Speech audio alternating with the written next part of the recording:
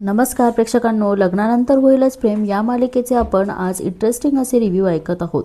सुरुवातीलाच प्रेक्षकांनो आपण बघतो की वसू आत्या विक्रम काकांना म्हणतात की बघ ना, पार्थ सुद्धा आता रम्यावर विश्वास दाखवतो आहे. वसू आत्या म्हणतात की सांग ना काय करूयात. विक्रम काका म्हणतात की तुम्ही दोघी ना तुमच्या रूम मध्ये जा जा जा.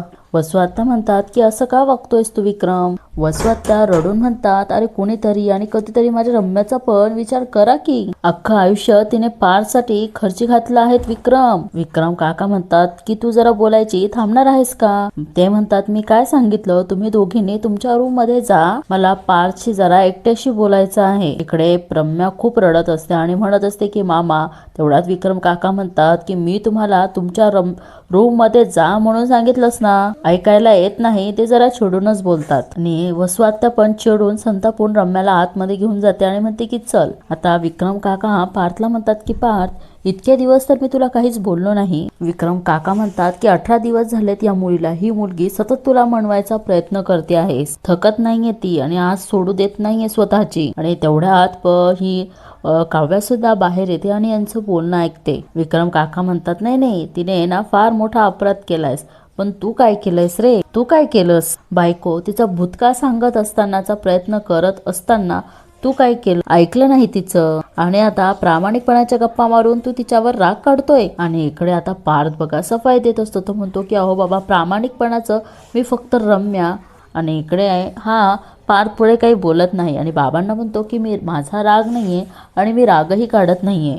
पार्थ म्हणतो की मला फक्त गिल्ट आहे, काव्याने येऊन मला काही सांगितलं नाही याचं गिल्ट आहेत मला. इकडे वरतून काव्य ऐकतच असते. पार्थ म्हणतो की तुम्ही मला का समजून घेत नाहीये बाबा. बाबा काही बोलणार तेवढ्यात पार्थ म्हणतो की हे बघा बाबा, यात काव्याचीही काही चूक नाहीये आणि माझीही चूक नाहीये. तुम्ही म्हणतायत की काव्य येऊन म्हणवतायत, पण का एकाच झटक्यात सगळं विसरून मी त्यांचा हात पकडायचा की जसं काही झालंच नाहीये म्हणून त्यांना जवळ करायचे. काय बोलताय तुम्ही बाबा.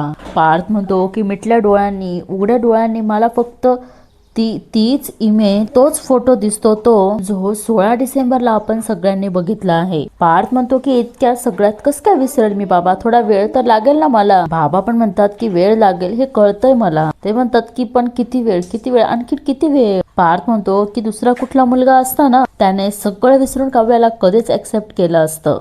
पार्थ म्हणतो की पण तो आपला जीवा आहे, माझा भाऊ, सक्का भाऊ. पार्थ म्हणतो की त्या दोघांना मी या घरात वरच्यावर वावरताना बघितलं आहे. पार्थ म्हणतो की माझ्या डोक्यात हाच विचार येतो की तेव्हा सुद्धा त्यांचं काही सुरू नसेल ना. पार्थ म्हणतो की जीवाला मी विसरू शकत नाही आणि काव्याला मला विसरायचे नाहीये बाबा. पार्थ म्हणतो की बाबा, ते दोघेही ना असे वेगवेगळे मला आठवतच नाही, आठवले ना की ते एकत्रच आठवतात. बघा प्रेक्षकांनो, हा पार्थचा खूप मोठा गैरसमज म्हणण्यापेक्षा जे आहेत ते, पण आता ते वेगळे झाले हे सुद्धा पार्थला माहिती आहे, पण तरीही पार्थला त्याचा त्रास होतो. आणि पार्थ म्हणतो की हे आठवलं की मला तो फोटो आठवतो. पार्थ म्हणतो की काव्या बराच वेळा मला हे सांगायला आलं होत्या, पण मी ऐकून घेतलं नाहीये, यात त्यांची चूक नाहीये.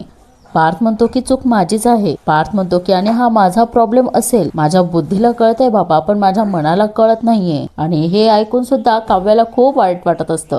युग म्हणतो की दादा, ह्या तर खालच्या गोष्टी आहेत ना. पार्थ म्हणतो की ठीक आहे, कालच्या गोष्टींना आपण उद्याच्या पॉसिबिलिटीज बघूयात. पार्थ म्हणतो की आज ना जेव्हा उद्या ह्या घरात परत येणारच, तो घरात आला आणि काव्या इथेच असल्यानंतर माझ्या डोक्यात परत चक्र सुरू होणारच. मी ह्या हॉलमध्ये असेल आणि ते किचन मध्ये असतील, माझ्या डोक्यात परत हाच संशय पुढे बोलणार तो, पण बोलत नाही. आणि बघा प्रेक्षकांनो, त्याला परत तेच फोटो सारखे आठवत असतात. त्याला बहुतेक फोबिया झाला असेल. प्रेम तर आहे, पण म्हणतो ना की संशयाचा फोबिया. पार्थ म्हणतो की मला माहिती आहे त्या दोघांमध्ये काही नाहीये, पण पार्थ म्हणतो की माझ्या मनातलं वादळ शांत होत नाहीये. पार्थ म्हणतो की बाबा, तुम्हाला तेच सांगतोय, माझ्या बुद्धीला कळतंय पण माझ्या मनाला कळत नाहीये. पार्थ म्हणतो की माझ्या विचारांवर कसा कंट्रोल करू मी, प्रॉब्लेम माझ्यातच आहे, चूक त्यांची नाहीच आहे, चूक माझीच आहे. पार्थ म्हणतो की मी इतका वाहवत पुढे गेलो. तो म्हणतो की मागेही वळता येत नाहीये आणि पुढेही जाता येत नाही. पार्थची मनस्थिती द्विधा झालेली आहेत प्रेक्षकांनो. पार्थ म्हणतो की जिथे अडकलो आहेत ना तिथेच बुडून मरायचा शिल्लक आहे आता. आणि तेवढ्यात योग आणि बाबा त्याच्या जवळ जाता. योग म्हणतो की दादा असं बोलू नको. आणि पार्थ खूप रडतो. बाबा त्याला जवळ घेता आणि म्हणतात की शांत. आणि इकडे आता काव्याच्या मनाची पण कोण काळजी घेणार प्रेक्षकांनो, तिलाही खूप रडायला येतं. आता इकडे आपण बघू की जावई आणि सासू म्हणजे जावई आणि सासूचं बोलणं चालू असतं. आता जीवा काय सांगतोय त्यावर शारदा काकू म्हणतात की काय सांगताय. जीवा म्हणतो की हो अहो, तिची रिक्षा चालवण्याची पद्धत पाहून मला असं वाटलं की ती रोज भाडे मारते की काय. आणि बोलता बोलताच का ह्या जीवाला त्रासही होतो. आणि शारदा काकू म्हणतात की मला असं वाटतं आता मानेनी ताईंना हे कळवायलाच हवं. जीवा म्हणतोय की अहो कशाला तय्यबली पार्ट 2 बनताय. जीवा म्हणतो की आईला ही गोष्ट कळली ना तर आई धावत येईल मला इकडे घ्यायला. जीवा म्हणतो की आता कुठे माझ्या प्रेमाची रिक्षा अर्ध्यावर पोहोचलीये. जीवा म्हणतो की प्लीज असं काही करू नका की या सगळ्यावर पाणी फिरल. आणि जीवा म्हणतो की मी आता बरा आहे, आता बरं वाटतंय मला, बघताय ना तुम्ही. जीवा म्हणतो की उद्यापर्यंत एकदम ठणठणीत होईल. ओके. शारदा काकू म्हणतात की बरं नाही कळवणार. तेवढ्या तिथे नंदिनी जीवासाठी वरण भात घेऊन आलेली असते आणि म्हणते त्याला की चला बसा. आणि शारदा काकू बघतात आणि म्हणतात की अगं नंदिनी वरण भात फक्त. नंदिनी म्हणते की तूप पण घातलेलं आहे आई. त्या म्हणतात की अगं इतकं साधं जेवण. तेवढ्यात जीवा म्हणतात की अहो आई. जीवा म्हणतो की जीवांदिनीच्या या युनिव्हर्स मध्ये वरण भाताला खूप महत्व आहे, हो की नाही. नंदिनी म्हणते बरे झालात वाटतं. नंदिनी चिडते आणि म्हणते की तुम्ही उभे का आहात अजून, बसा ना. जीवा म्हणतो की बसतच होतो ते ऍक्च्युली आई. आणि तेवढ्यात शारदा काकू म्हणतात की बाप रे, या पसाऱ्यावाल्यावर चकाचक बाईचा चांगलाच दरारा दिसतोय. जीवा पण म्हणतो हो ना. आणि दोघेही किती किती हसतात. तेवढ्यात नंदिनी म्हणते की आई काय आहे, तू अजिबात त्यांना चावी देऊ नकोस, नाहीतर त्यांना आजारपणाचं सुद्धा भान राहणार नाही. जीवा म्हणतो शारदा काकूंना बघितलं ना. तेवढ्यात नंदिनी चिडते आणि म्हणते की काय बघितलं, तुम्हाला कळत नाही का. जीवा म्हणतो की अगं असं काय करते, आईसोबत गप्पा नको का मारू का आता. नंदिनी म्हणते कशाला गप्पा मारायच्या. आणि बघा यांच्या दोघांमध्येच वादिवाद चालू होता. शारदा काकू हसतात आणि म्हणतात की अरे शांत व्हा. त्या म्हणतात की थांबा, चालू द्या तुमचं, मी जाते. शारदा काकू म्हणतात की तसंही मला झोप आली. आणि बघा आई गेल्यानंतर हा लगेच त्या गरम गरम वरण भातात हात घालत असतो. तेवढ्यात नंदिनी म्हणते की 1 मिनिट, वाफळत्या भातात हात घालू नका लगेच, मागच्या वेळेसारखा चटका बसेल बघा. आणि हे ऐकून जीवाला माहिती असतं की ती बघत असती, पण नंदिनीला थोडं ऑकवर्ड वाटतं. आणि जीवा तिला म्हणतो की मागच्या वेळेसारखा. जीवा म्हणतोय की म्हणजे मागच्या वेळेस तुम्हाला लपून बघत होतीस का. आणि हे सगळं त्यांनी इथे व्हिज्युअलाइज देखील करून दाखवलेलं आहे. आणि हे नंदिनीला पण आठवत असतं. आणि जीवा बघा आता कसा चिडवतो तिला. म्हणजे तू खरंच मागच्या वेळेस लपून बघत होतीस लबाड. नंदिनी त्याला म्हणते की जेव्हा मुकाट्याने औषधं पण घ्यायची आहेत मग. जीवा म्हणतो की हा पण मग, आणि परत शांत होऊन जातो. नंदिनी म्हणते की काय झालं. जीवा म्हणतो की अगं मला हे वरण भात खावंसच वाटत नाहीये. नंदिनी म्हणते की असं कसं, थोडा तरी खावंच लागेल ना तुम्हाला, औषधं घ्यायची आहेत. जीवाना खूप नाटक करतो प्रेक्षकांनो. तो म्हणतो की अगं जेवलो असतो पण ह्या ॲलर्जीमुळे ना हात हालतच नाहीये, हलवायचा खूप प्रयत्न करतोय पण तो हलतच नाहीये. नंदिनी पण नाटक करते. ती म्हणते की हो का, मग ह्या हाताने जेवा. जीवा लगेच म्हणतो की करेक्ट आहे तुझं, माझ्या डोक्यात तोच विचार आला, हा हात तर चालत नाहीये तर आपण ह्या हाताने जेवूया. जीवा म्हणतो की हा हात बघ, एवढा आणि एवढाच हालतोय, हा जर एवढा आणि एवढा हा जर हल्ला असता तर खाल्ला असतं. नंदिनी सगळी गंमत बघत असते प्रेक्षकांनो. आणि जीवा इथे नाटक करतं हे सुद्धा नंदिनीला माहिती असतं. नंदिनी म्हणते की अच्छा. मग नंदिनी म्हणते आता काय करायचं. जीवा म्हणतो की तू खाऊ घाल. नंदिनी म्हणते की मी. नंदिनी इकडे तिकडे बघते. हा जीवा म्हणतो की काय ना ग, आजारपणात माणसाचे लाड करावे, आजारपणात समोरच्याने भरवलं ना ग, दुखणंही हलकंसं वाटू लागतं, औषधही गोड लागतात. जीवा म्हणतोय की भरव प्लीज. नंदिनी म्हणते की बास, मला कळत नाहीये असं समजू नका तुम्ही. नंदिनी लगेच खाली बसते. जीवा म्हणतोय की भरवतेस. नंदिनी म्हणते की घ्या इकडे. जीवा लगेच नाटक करतो आणि म्हणतो की ऐक हो कोळ आली ग. आणि लगेच आता नंदिनी त्याला खाऊ घालायला लागते. पण जीवा म्हणतोय की असं नाही. आणि जीवा म्हणतो की जीवा स्टाईलने भरव ना. आता लगेच नंदिनी म्हणते की हा घास आईचा. जीवा लगेच करतो माइंड ब्लोईंग. जीवा म्हणतो की आता नंदिनी परत दुसरा घास घेते आणि भरवते आणि म्हणते की हा घास बाबांचा. जीवा म्हणतो की म्हणजे तय्याबलीचा.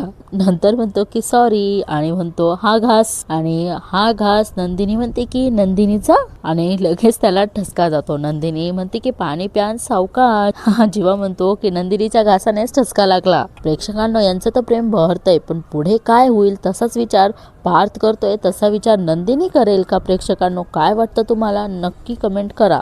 आणि इकडे नंदिनी घास भरवताना जीवा म्हणतो की बाय द वे तू रिक्षा छान चालवतीस ग दोघं चाकांवर. आणि जीवा नंदिनी हात मागे करते. जीवा म्हणतो की सॉरी.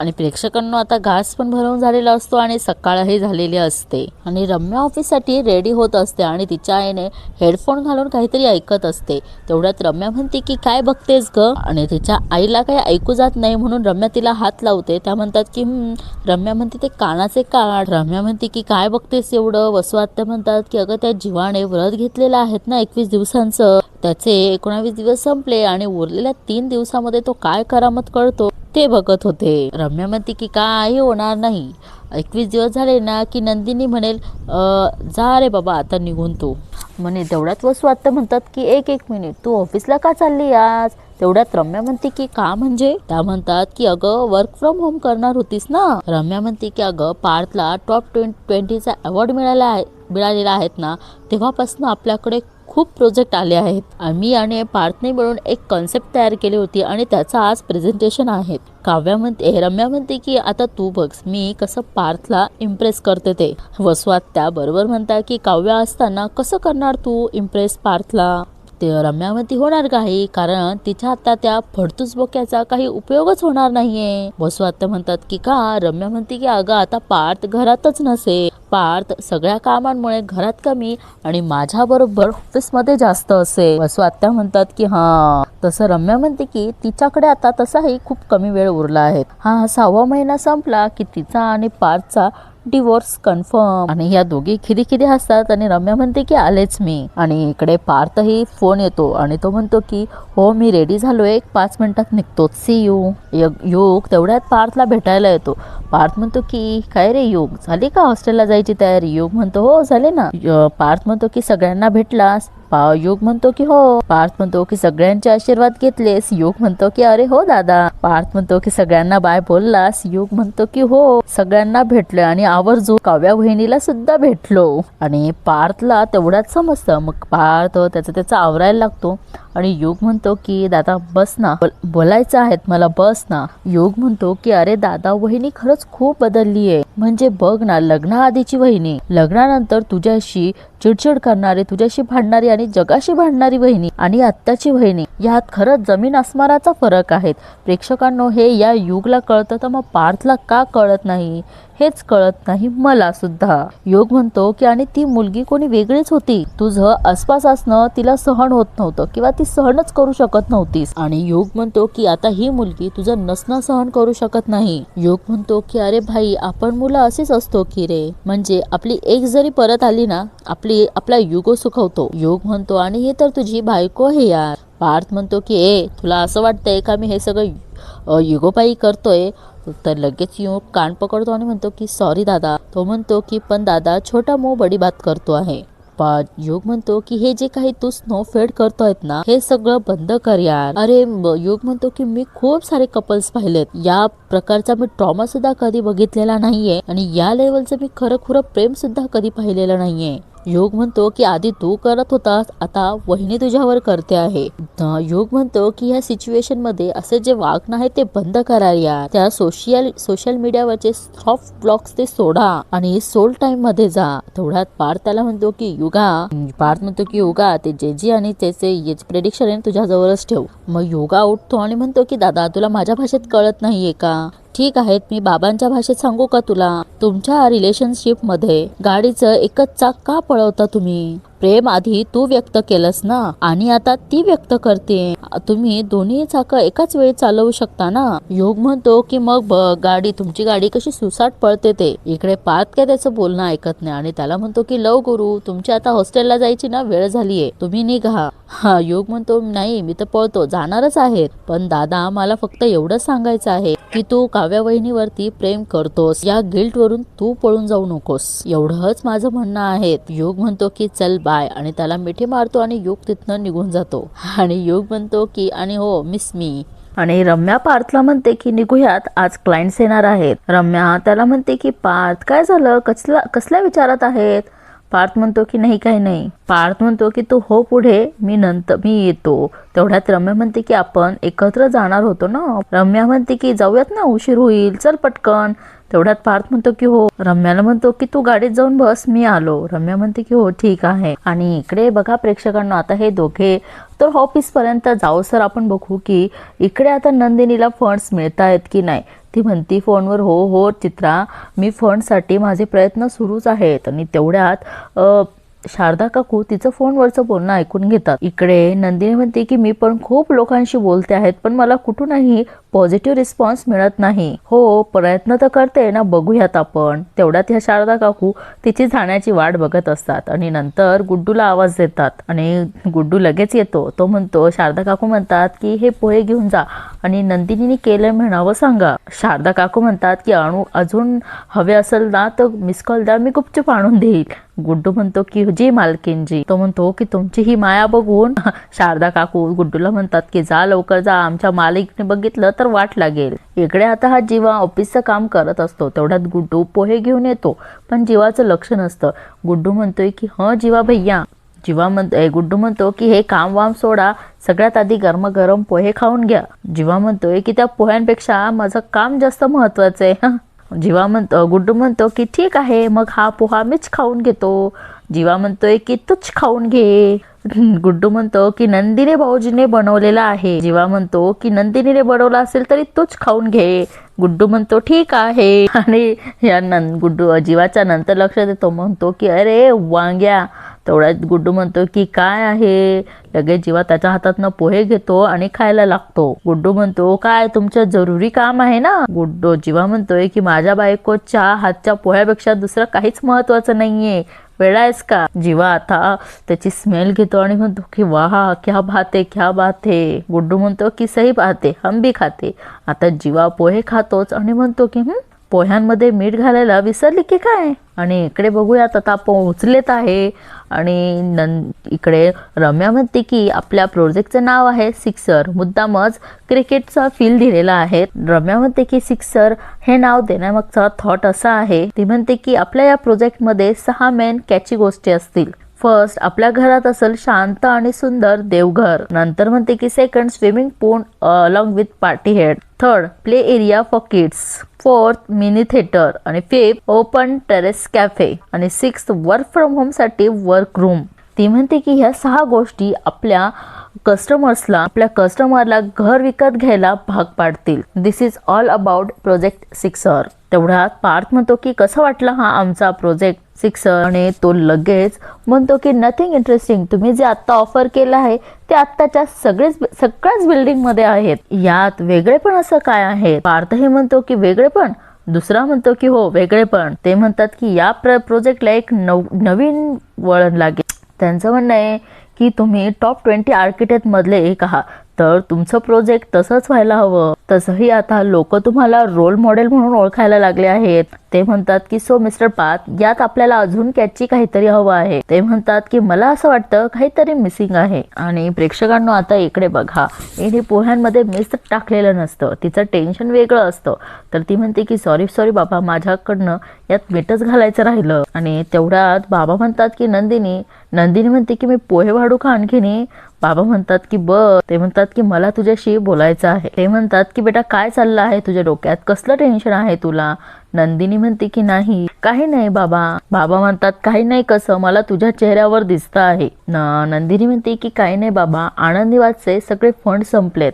ती म्हणते की जवळजवळ 5 लाख रुपयांच्या फंडची गरज आहे. ती म्हणते की आता पैशांची जमवाजमव कुठून करून तेच कळत नाही. पैशांमुळे सगळीच कामं अशी अडून राहतात ना. नंदिनी म्हणते की आता जर पैसे जमा झाले नाही तर मला माझ्या एफडीच तोडावे लागतील. तेवढ्यात बाबा म्हणतात की काही गरज नाहीये, मी चेक देतो. तेवढ्यात नंदिनी म्हणते की नाही नाही नको, मी करेल मॅनेज. तेवढ्यात धनंजय काका म्हणतात की नाही मी चेक देतो. तेवढ्यात शारदा काकू म्हणतात की अगं नंदिनी नको काळजी करू, पैसे जमतील आणि नाही जमले तर जीवांना सांग ना, ते करतील काहीतरी आणि जमवतील. तेवढ्यात बाबा चिडून म्हणतात की त्या टोनग्यांकडनं एकही पैसा घ्यायचा नाहीये. बाबा म्हणतात की नंदिनी तुला जर काही पैसे लागले तर मी देईल, पण त्याच्याकडून 1 रुपयाही घ्यायचा नाहीये. नंदिनी म्हणते की मला आपल्या घरातल्यांकडून किंवा माझ्या माणसांकडून कसलीही मदत नकोय बाबा. नंदिनी म्हणते की आय एम सॉरी पण प्लीज. बाबा आता शारदा काकूंवर चिडतात आणि म्हणतात की तू जरा चहा घेऊन ये बरं माझ्यासाठी.